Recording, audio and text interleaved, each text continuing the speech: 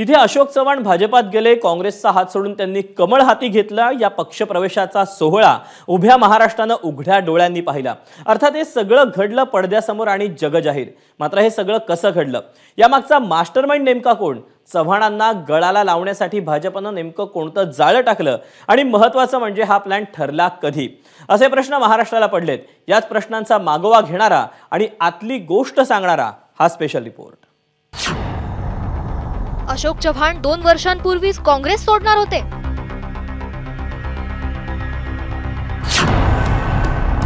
अशोक चव्हाण 2 वर्षांपूर्वीच भाजपमध्ये जाणार होते।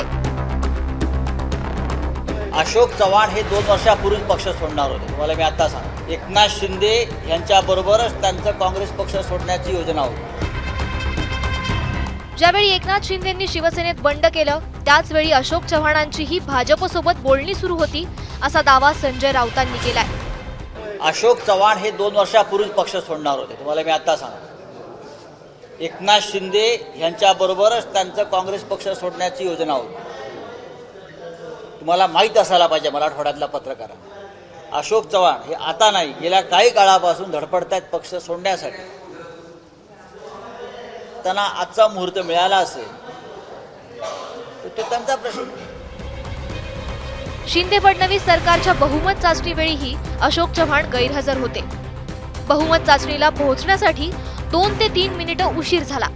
सभागृहाचे दरवाजे बंद झाले, त्यामुळे आम्ही सभागृहात पोहोचू शकलो नाही, असं चव्हाण म्हणाले होते।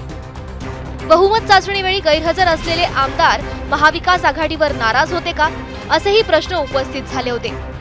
काँग्रेसनं अशोक चव्हाणांना कारणे दाखवा नोटीसही बजावली होती। वर्षभरापूर्वी देवेंद्र फडणवीस यांच्या मित्राच्या घरी अशोक चव्हाण आणि देवेंद्र फडणवीस यांची गुप्त भेट झाली होती। या भेटीतच अशोक चव्हाण यांचा भाजप प्रवेश निश्चित झाला होता, असं बोललं जातंय। देवेंद्र फडणवीसांनी यानंतर JP नड्डा आणि अमित शाह यांची भेट घेतली। अशोक चव्हाण यांचं लोकसभा आणि विधानसभेतलं महत्त्व फडणवीसांनी केंद्रीय नेतृत्वाला पटवून दिलं। केंद्रीय नेतृत्वाचा हिरवा कंदील आल्यावर अशोक चव्हाणांना घेऊन फडणवीस दिल्लीत शाह आणि नड्डांच्या भेटीला गेले। ही भेट गुप्त ठेवण्यात फडणवीसांना यश आलंय। भारतीय जनता पक्षामध्ये माननीय अशोकराव चव्हाण साहेब, अमर राजूरकरजी यांचं मनपूर्वक स्वागत करतो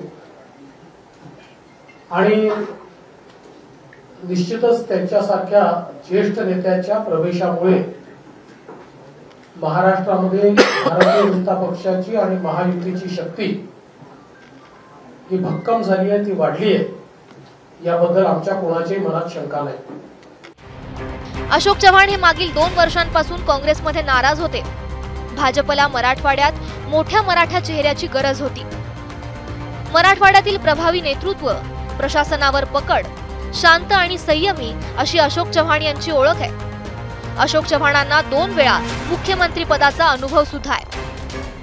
आज अशोक चव्हाणजी आपण बघितलं असाल, 2दा मुख्यमंत्री राहिलेले अशोक चव्हाणजी आणि काँग्रेसची मूठ ज्यांनी बांधली, अनेक वर्ष अडचणीच्या काळात काँग्रेस पार्टीला ज्यांनी साथ दिली, अशा अशोक चव्हाणजींनी बोलताना म्हटलं की मोदीजींनी जी गॅरंटी घेतली आहे विकसित भारताची, मोदीजी की गॅरंटी है, त्यांनी सांगितलं आत्मनिर्भर भारताची आणि विकासाच्या या जगातला सर्वोत्तम भारत, जगातला आत्मनिर्भर भारताकरता मी मोदीजींच्या संकल्पाला साथ देण्याकरता भाजपमध्ये आलो आहे। महाविकास आघाडीच्या जागा वाटपाच्या चर्चेत अशोक चव्हाण सहभागी असायचे।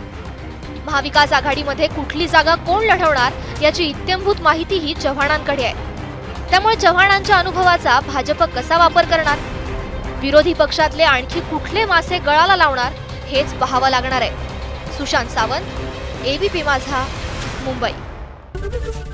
ABP माझा, उघडा डोळे बघा नीट।